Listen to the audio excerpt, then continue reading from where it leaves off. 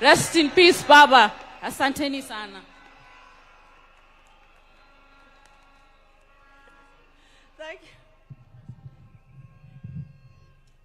Thank you. Yeah, so now I'll have to say something. By the way, this is the most difficult eulogy that I have ever made. And for the first time, I'm in Yokatekna. My father used to call Oburu Wod Komolo Ondugu, and he used to call Raila Wod Luo. So then quickly the names changed to Wodi and Aluo. So me, I grew up knowing Raila as Aluo. Oburu was mostly away in school in South Nyanza. He didn't spend much time with us. But Raila would be left to look after us, to cook for us whenever my mother was away.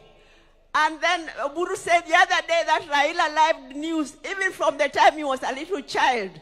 Let me tell you, whenever he was left to look after us, and he's going to cook and it's news time, he would put me there to listen to news and then tell him later what had been said. Can you imagine? I'm supposed to listen to the radio, to the news, and when he comes, I'm supposed to tell him what was said in news. I was not more than 6 years old, I'm sure. I would hear the name of the newscaster. He was called Cosmas Bala Owade Korgwok. And then I used to hear the name Accra, Ghana. And then I used to hear an advertisement, Vaseline hair tonic. But my English was poor. So when he came, I would only tell him those things. But then I would say, Vaseline hair tonic instead of Vaseline hair tonic. And then Oburu will tell you maybe how Raila was strong-headed.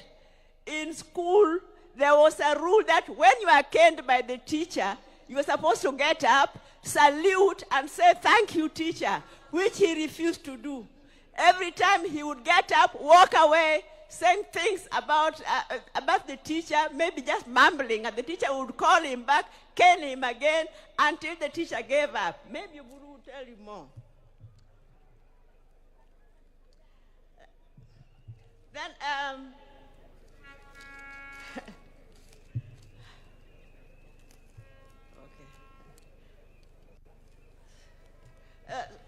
so Raila was very, very disciplined. When he was a lecturer at the University of Nairobi, and also later when he was a director with Kenya Bureau of Standards, staying in his house was a nightmare. He would wake us up at 4 a.m. No matter what time he went to sleep, there would be a commotion. He's already going to take his morning jog and maybe take the dog also for jogging. And then by 6 a.m., he's ready to leave for work. He was working at the Kenya Bureau of Standards. So when you're working under him, you could not be late, because if your boss is already there after just at 6 o'clock, you cannot even lie that you are there on time. And he introduced an attendance register. I mean, you had to clock in. You had to clock in, and he knew exactly what time you had come. So, the third one, the fourth one. Sorry. Then, let me say that as a family, I know most of you won't believe it, but we also used to have our differences. We have, even now, we have our differences, and we can have very hot arguments. Raila and I, sometimes we used to have very hot arguments.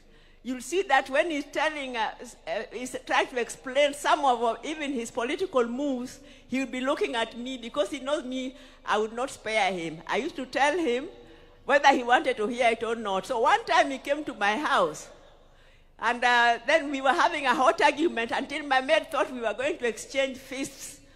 And he went to the toilet. I could hear him. Go walk, which going back to the cat, I've refused, and then you can't believe it, that the following day, we were talking on the phone, laughing as if nothing had happened. That's the way he was. He was magnanimous. He was forgiving.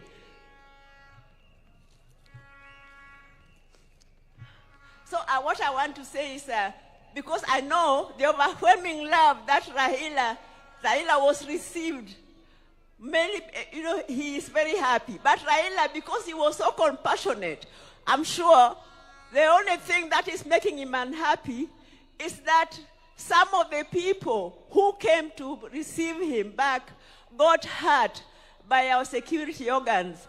I know you are supposed to be peaceful, but even our security organs, surely, you are well trained. You should be able to control a rowdy crowd without killing them, without shooting them, without hurting them.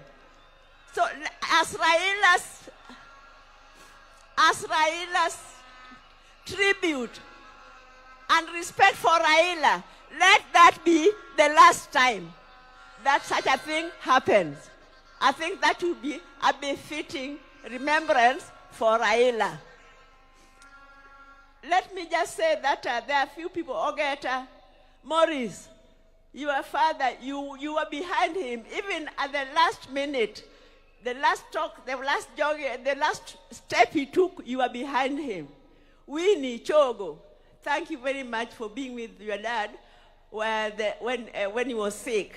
As for Adhiambo Nyakamami, Ruth, I don't know what to tell you. We planned with you together that you should rush to India and take care of Raila, and you are updating me every day, several times a day, and even that last day, when you told me he had collapsed, you kept on calling me. I was the first person you called until the last minute when you called, and now you are just crying.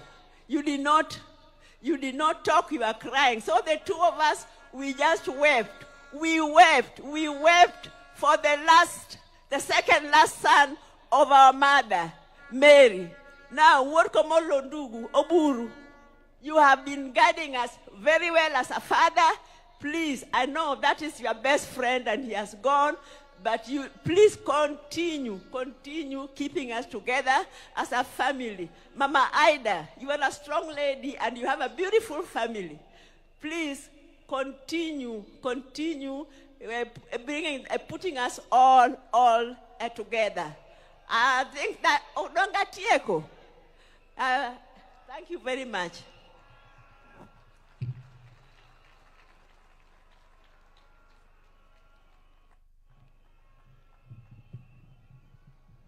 Yeah, thank you, my sister.